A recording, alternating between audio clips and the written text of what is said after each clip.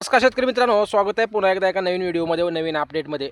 शेतकरी मित्रांनो, कर्जमाफीची आपण वाट पाहतो. तो कर्जमाफीची मंजुरी मिळाली, कर्जमाफीचा जी आर आला. जी आरचं विश्लेषण आपण कालच्या व्हिडिओमधून केलं. परंतु आता शेतकऱ्यांना या कर्जमाफीतून नेमकं आपल्याला काय मिळणार आहे, कुठं नेमकं कर्जमाफीमध्ये शेतकऱ्यांना झटका बसला आहे, याबाबतचं विश्लेषण आजच्या व्हिडिओच्या माध्यमातून आपण करणार आहोत. शेतकरी मित्रांनो, आज मुद्दा प्रोत्साहनपर अनुदानाचा आहे. प्रत्येक मुद्द्यावर आपण सेपरेट व्हिडिओ घेत जाऊ, कारण व्हिडिओ खूप मोठे होत आहेत. आजचा विषय फक्त प्रोत्साहनपर 50,000 रुपये कोणत्या शेतकऱ्यांना मिळणार, कारण यात ही राज्य शासनाकडून मोठी खुटी घालण्यात आलेली आहे. सहजासहजी राज्य शासन शेतकऱ्यांना कर्जमाफी असो अथवा प्रोत्साहन असो देण्याच्या स्थितीमध्ये सध्या दिसत नाही. शेतकरी मित्रांनो, कारण इतके दिवस आपण वाट पाहिली, आता कर्जमाफीचा निर्णय झाला आणि या निर्णयातल्या ज्या खुट्ट्या राज्य शासनानं घातलेल्या आहेत त्या खूप जाचक आहेत आणि त्याचे पडसाद आता उमटायला सुरुवात झाली आहे. कारण कर्जमाफीचा जी आर बदलला जाऊ शकतो. मी जेव्हा कर्जमाफीची व्हिडिओ या अगोदर कर्जमाफी जाहीर करायच्या अगोदर केलेले होते, त्यामध्ये हे स्पष्ट सांगितलं होतं की राज्य शासन अगोदर जी आर काढेल, जी आरमध्ये काही चुका आहेत त्या दुरुस्त करण्यासाठी वेळ घेईल आणि कर्जमाफीचा जी आर काढल्यानंतर जनतेचा, परत शेतकऱ्यांचा, शेतकरी संघटनेचा प्रतिसाद काय येतो हे पाहिलं जाईल आणि त्याच्यानंतर परत कर्जमाफीमध्ये जी आरमध्ये बदल केला जाऊ शकतो असं सांगितलेलं होतं मी. आणि त्याबाबतच अशा गोष्टी आता घडायला सुरुवात झालेल्या आहे. कारण प्रोत्साहनपर अनुदान हे जाचक अनुदान आहे. कारण हे अनुदान सहजासहजी राज्य शासन देण्याच्या बेतात दिसत नाही आहे. प्रोत्साहनपर असो, 2019मधला शेतकरी असो, त्याचबरोबर 2025मध्ये कर्ज उचल केलेला शेतकरी असो, ज्या काही गोष्टी आहेत यामध्ये बदल करणं अपेक्षित आहे. तो बदल होऊ शकतो. त्या बदलासाठी शेतकऱ्यांनी प्रयत्न केले, शेतकरी संघटनांनी प्रयत्न केले. सर्वांनी एकत्रित येऊन जर काही गोष्टीला बदल करण्यासाठी जर विरोध करण्यात आला तर निश्चित या जी आरमध्ये बदल होऊ शकतो आणि जर बदल झाला तरच शेतकऱ्यांना याचा फायदा होऊ शकतो. अन्यथा ही कर्जमाफी शेतकऱ्यांना फायद्याची सध्या तरी दिसत नाही आहे. आता महत्त्वाचा मुद्दा आजच्या व्हिडिओच्या माध्यमातून प्रोत्साहनपर अनुदानाचाच आजचा व्हिडिओ होईल आपला. त्याच्यानंतर प्रत्येक मुद्द्यावर वेगवेगळा व्हिडिओ येईलच. शेतकरी मित्रांनो, राज्य शासनानं काय सांगितलं की 2022-23 50,000 रुपये शेतकऱ्यांना द्यायचे आहेत.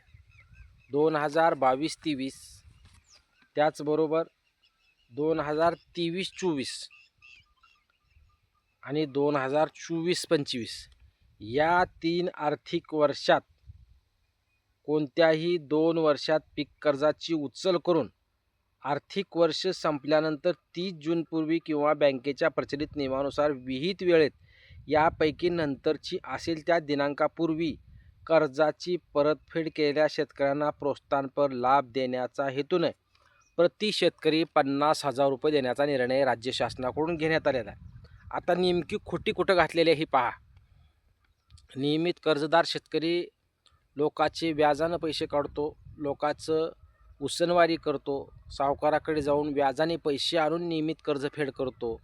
त्या शेतकऱ्यालाही राज्य शासनानं कर्जमाफीत खोटी घालावी ही एक चुकीची गोष्ट राज्य शासनाकडून घडली आहे म्हणायला. कारण एवढं बोलून परत खोटी कुठं घातली आहे बघा.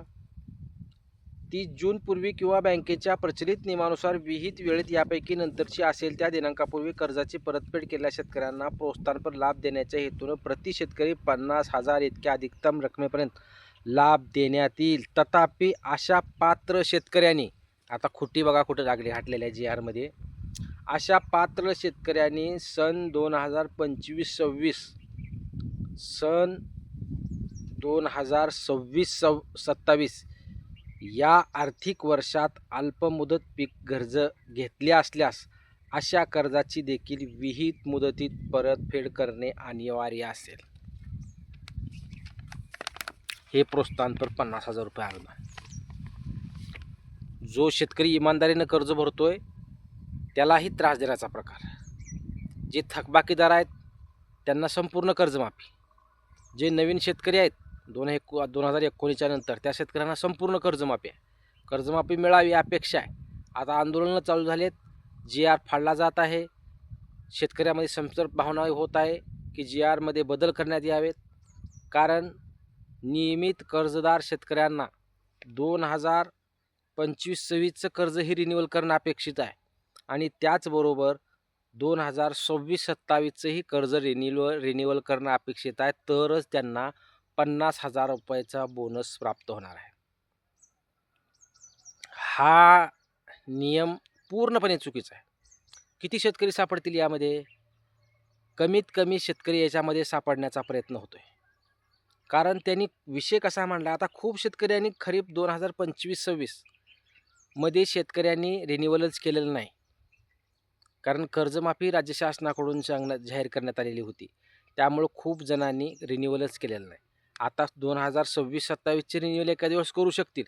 मग यामध्ये जे अडकलेले शेतकरी आहेत त्यांचं काय?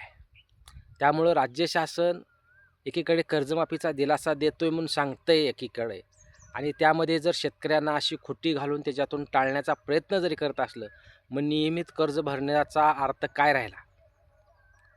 राज्य शासनानं खरं तर पाहिलं गेलं तरी शेतकरी प्रत्येक वर्षी नियमित कर्ज भरेल अशा आशेनं कमीत कमी त्या शेतकऱ्यांना जेवढी रक्कम आहे तेवढी प्रोत्साहन बिना अटी शर्तीची द्यायला हवी. तर शेतकरी प्रत्येक वर्षी कर्ज भरू शकतो. तो व्याजानं काढेल ना, सावकाराकडे जाईल ना, कुठून का आणून देईना. जर तुम्ही असं प्रोत्साहन देत असाल तर त्याला उलट राज्य शासनानं प्रोत्साहन, त्याला सहकार्य करणं, त्याचं सत्कारसुद्धा राज्य शासनानं करणं गरजेचं आहे. आणि तुम्ही जर असे नियम लावून, अटी लावून, शर्ती लावून जर ह्याच्यामधून जर शेतकरी जर टाळत असाल तर हे पूर्णपणे चुकीचं आहे. तुम्ही आता जर हा नियम घातलेला आहे की खरीप सन 2023-24 व 24 सन 2025-26 व 2026-27 मध्ये रिन्युअल करावं लागेल, कर्ज भरावे लागेल. जर अशी खुट्टी जर घातली तर असे शेतकरी, तुम्हाला खरं सांगतो, राज्य सरकार शेतकरी कर्जच भरणार नाहीत.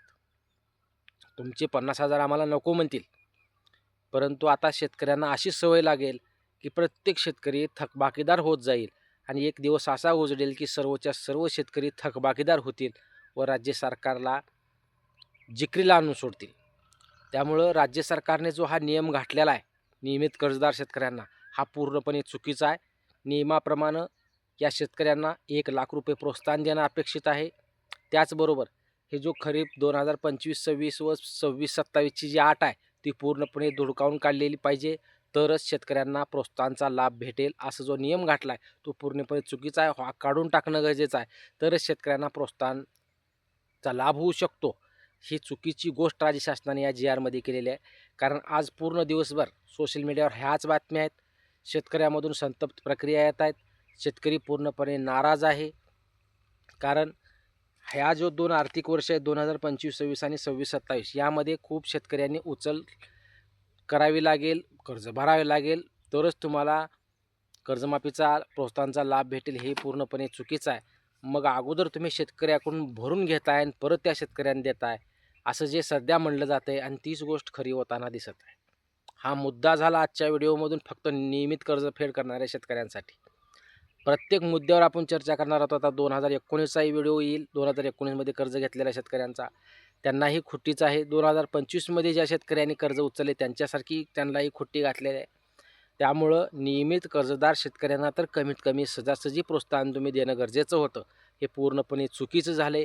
यासाठी सर्व राजकीय पक्ष, प्रशासनाचे सर्व कार्यकर्ते, राजकीय संघटना असो, शेतकरी संघटना असो, यांनी सर्वांनी एकत्रित येऊन या गोष्टीसाठी विरोध करणं गरजेचं आहे. आणि राज्य सरकार या गोष्टीला जर विरोध केला तर निश्चित या कर्जमाफीच्या GRमध्ये बदल केला जाऊ शकतो. जर हा बदल नाही केला तर शेतकरी अक्षरशः कर्ज भरणार नाहीत. तुमचे 50,000ही नको असं म्हणून सर्वच शेतकरी थकीत होऊ शकतात. त्यामुळं राज्य शासनाने घातलेली खुटी चुकीची आहे आणि या खुटीला कुठंतरी राज्य शासनानं बदल करावा. भरपूर वेळ आहे, 1 महिन्याचा वेळ आहे. नियमाप्रमाणे बच्चूभाऊ कडू म्हणतात की नियमित कर्जदार शेतकऱ्यांना 1,00,000 रुपये द्या. 1,00,000 रुपयाची आशा शेतकऱ्यांची होती आणि त्यामध्ये जर तुम्ही असे नियम जर घातले 50,000 रुपये देऊन, तर 1,00,000 रुपये तर मिळणारच नाहीत. परंतु हा नियम तुम्ही काढला तर हे उपकार होतील. कारण शेतकऱ्यांना हे परवडणार नाही. त्यामुळे हे 2 आर्थिक वर्ष बाजूला सारणं गरजेचं आहे. तुम्ही जे 3 आर्थिक वर्ष दिले त्या 3 आर्थिक वर्षातील 2 वर्ष कोणतेही जर तुम्ही फिरवाफिरवी केली असेल तर त्या शेतकऱ्यांना 50,000 रुपये देण्यात यावं. त्यामुळे हे जे 2 आर्थिक वर्ष वापरण्यात आलेले आहेत ते पूर्णपणे चुकीचे आहेत. यामध्ये राज्य शासनानं जर नियमित कर्जदार शेतकऱ्यांची जर तुम्हाला कळवळा येत असेल, त्या शेतकऱ्यांनी इमानदारीनं कर्ज भरले तर त्यांना जर तुम्हाला लाभ द्यायचाच असेल, आधार द्यायचाच असेल तर हे 2 आर्थिक वर्ष कट करून 3 वर्षापैकी 2 वर्ष जो नियम आहे तो लावून त्या शेतकऱ्यांना 50,000 रुपयेचं प्रोत्साहन देण्यात यावं. तरच त्या शेतकऱ्याला एक आधार निर्माण होऊ शकतो. अन्यथा हा शेतकऱ्यावर भला मोठा अन्याय म्हणायला काय हरकत नाही. धन्यवाद मित्रांनो. अशाच नवीन व्हिडिओसाठी व अपडेटसाठी चॅनलला सबस्क्राईब करा. जास्तीत जास्त शेतकऱ्यांपर्यंत व्हिडिओ शेअर करा. व्हिडिओ आवडल्यास लाईक करायला विसरू नका. धन्यवाद.